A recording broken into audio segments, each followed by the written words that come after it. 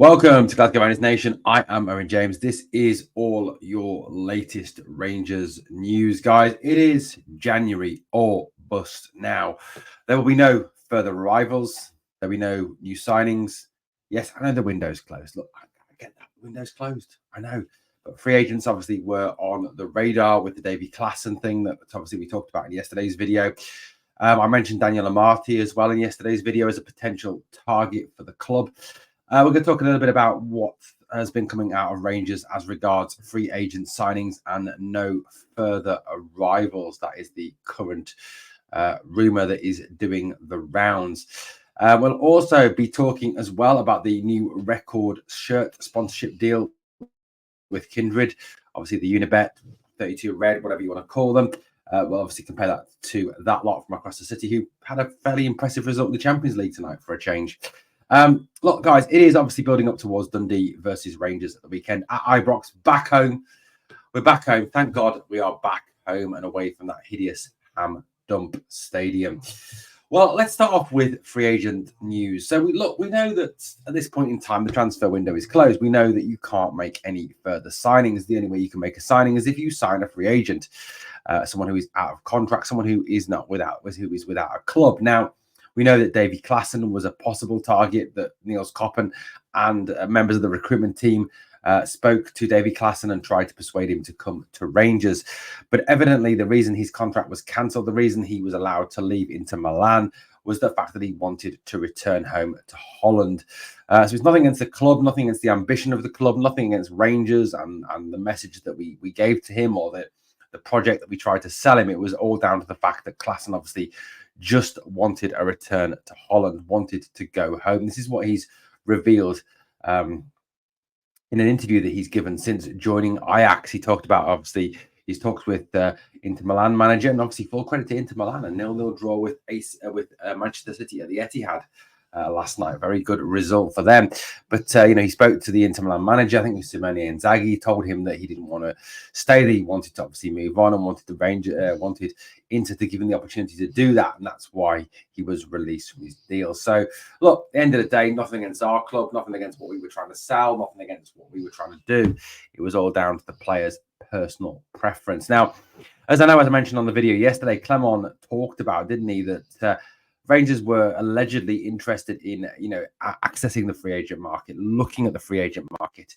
It now emerges that Niels Koppen, director of recruitment, has been told that there will be no further signings.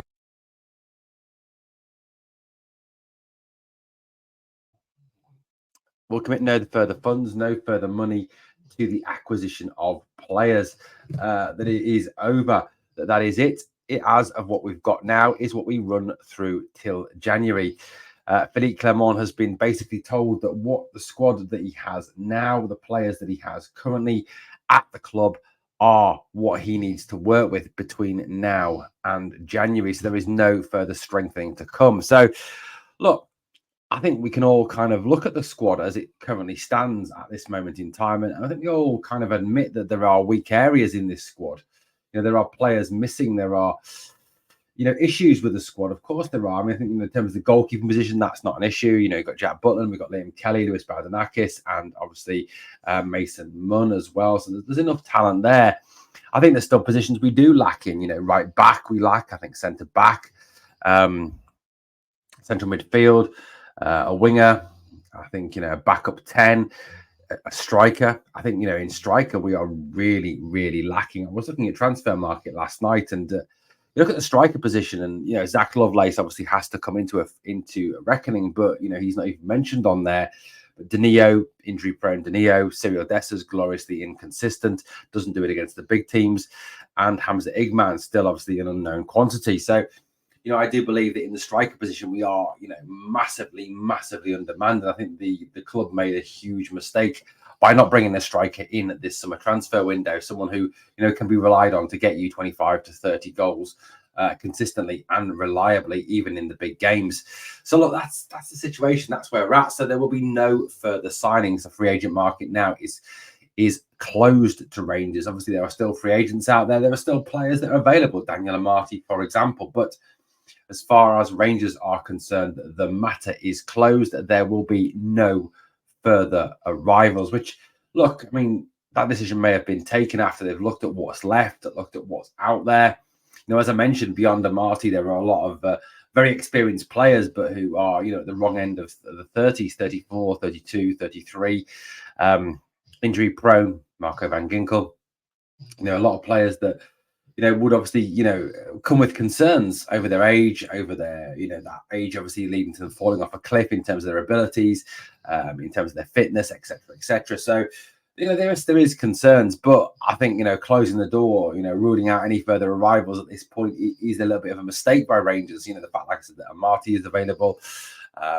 You know, there's that guy who was released by Leipzig the other week. I can't remember the guy's name, but, you know, look, there is players available. It is for me, a bit of a mistake by the club to rule out any further arrivals, particularly in that midfield area where, you know, beyond Diomande, Raskin, Barron and Sterling, we are exceptionally light.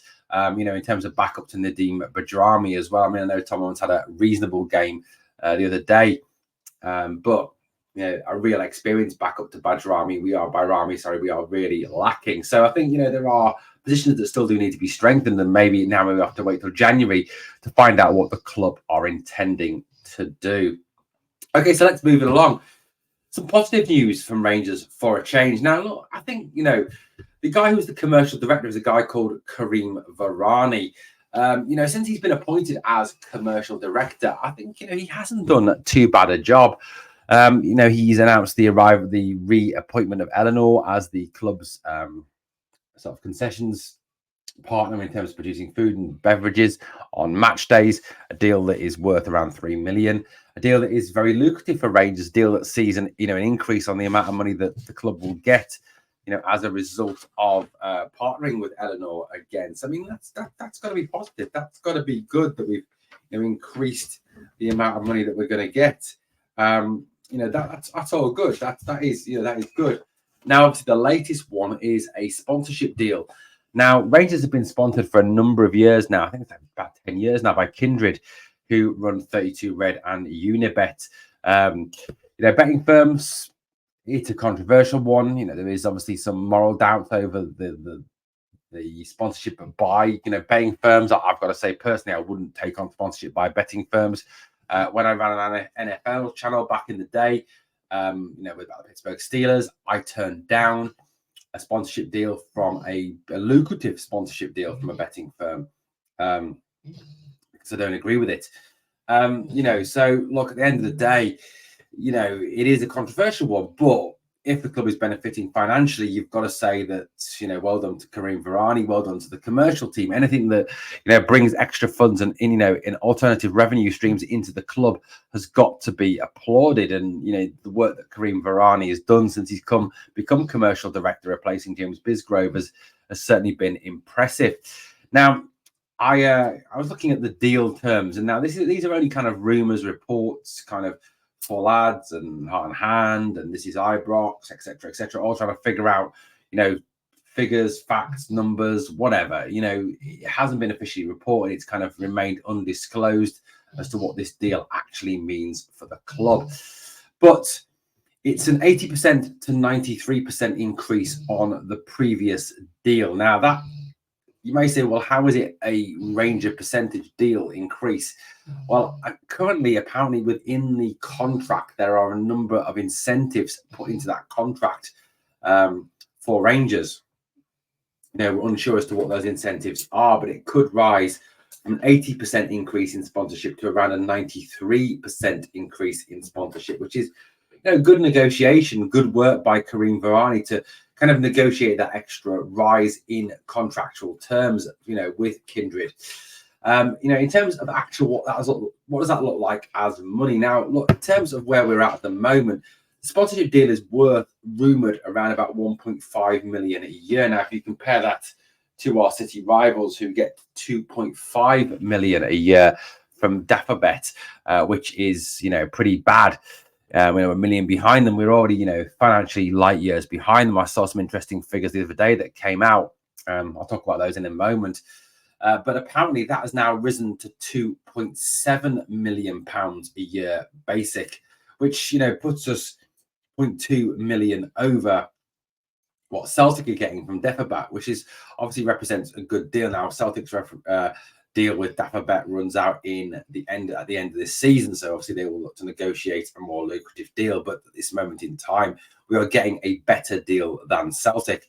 Now, if certain performance criteria and certain other things are terms and conditions are met, that sponsorship income could rise to £3 million a season.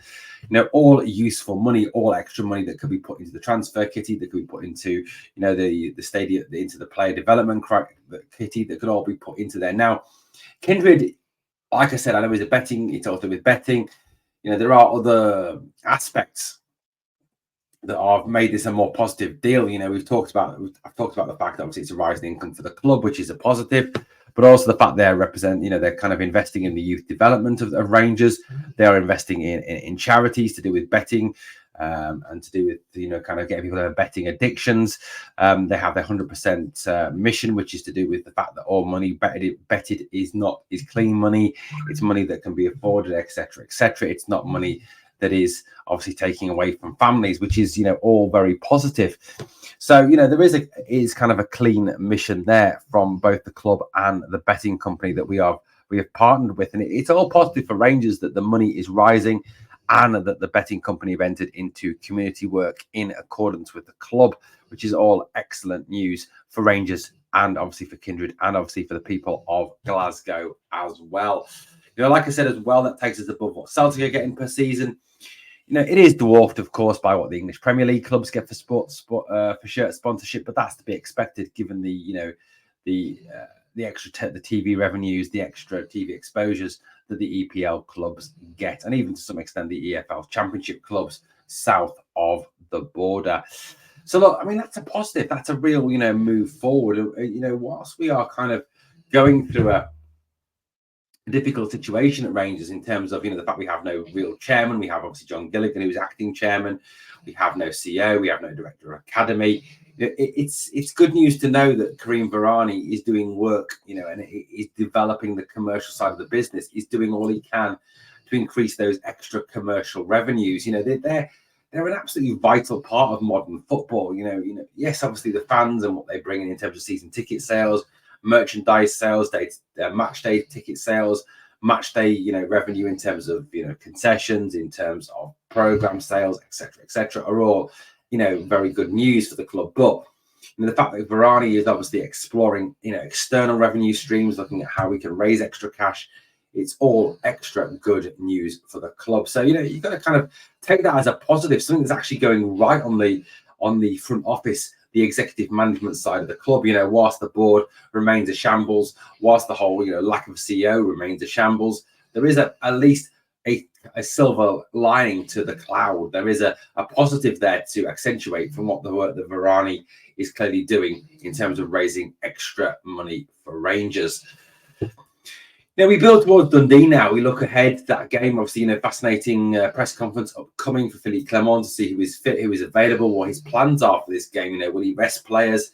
Will he bring in some of those players that haven't perhaps had squad time?